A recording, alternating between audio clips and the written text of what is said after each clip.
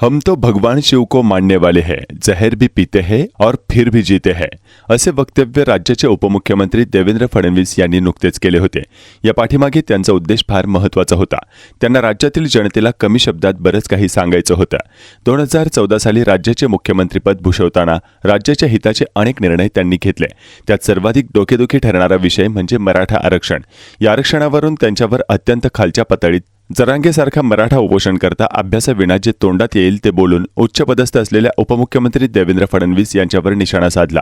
देवेंद्र फडणवीस मुख्यमंत्री असताना मराठा समाज हिताचे अनेक निर्णय घेतले। सारथी संस्थेची स्थापना केली। सारथीच्या माध्यमातून मराठा तरुणांना स्पर्धा परीक्षा, व्यावसायिक कर्ज अशा अनेक योजनांतर्गत मराठा समाजाचा सर्वांगीण विकास साधला। मराठा समाजाला आरक्षण देऊन ते टिकवणं असेल, अण्णासाहेब पाटील महामंडळाद्वारे कर्ज योजना असेल, असे अनेक फायदे पोहोचवले। असे असताना देखील शेवटी याच समाजाचा उपोषणकर्ता मनोज जरांगे कशा भाषेत बोलत होते हे महाराष्ट्रातील जनतेला ज्ञात आहे। ते वेगळे सांगायची गरज नाही। 2022 मध्ये पक्षाच्या आदेशानुसार उपमुख्यमंत्री पदावर रुजू होऊन राज्याच्या हिताचे कार्य केले। अनेकदा विरोधकांनी देखील अशा प्रकारे चक्रव्यूह रचण्याचा प्रयत्न केला, पण देवेंद्र फडणवीस यांनी ही सर्व वादळ पेलवीत राज्याचे मुख्यमंत्री व उपमुख्यमंत्री पदाची शपथ घेताना देखील स्वच्छ निर्मळपणे त्यांनी माझी कामे निष्ठापूर्वक व शुद्ध बुद्धीने पार पाडेन असे आश्वासन राज्यातील जनतेला दिले व त्याला ते जागले देखील। हम तो भगवान शिव को मानने वाले हैं, इसलिए जहर भी पीते हैं और फिर भी जीते हैं।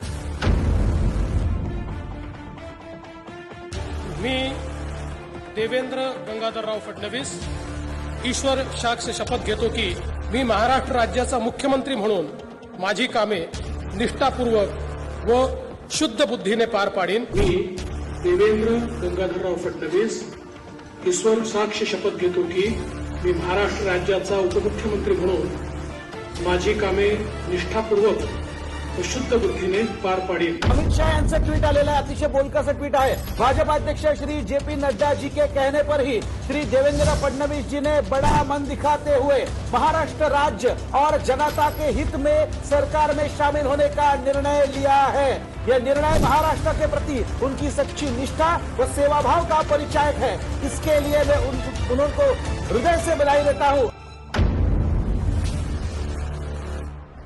सभागृहाला आणि महाराष्ट्राला मराठा समाजाच्या संदर्भात मी काय केलं नीट माहिती आहे। मराठा समाजाला मी आरक्षण दिलं, त्या सभागृहाने दिलं, मी मुख्यमंत्री होतो, ते हायकोर्टात टिकवलं, जोपर्यंत मुख्यमंत्री होतो सुप्रीम कोर्टात टिकवलं। त्या ठिकाणी सारथी संस्था सुरू करणं असेल, अण्णासाहेब पाटील आर्थिक विकास महामंडळाच्या माध्यमातून त्या ठिकाणी कर्ज देणं असेल, या सगळ्या योजना त्या काळामध्ये आपण सुरू केल्या।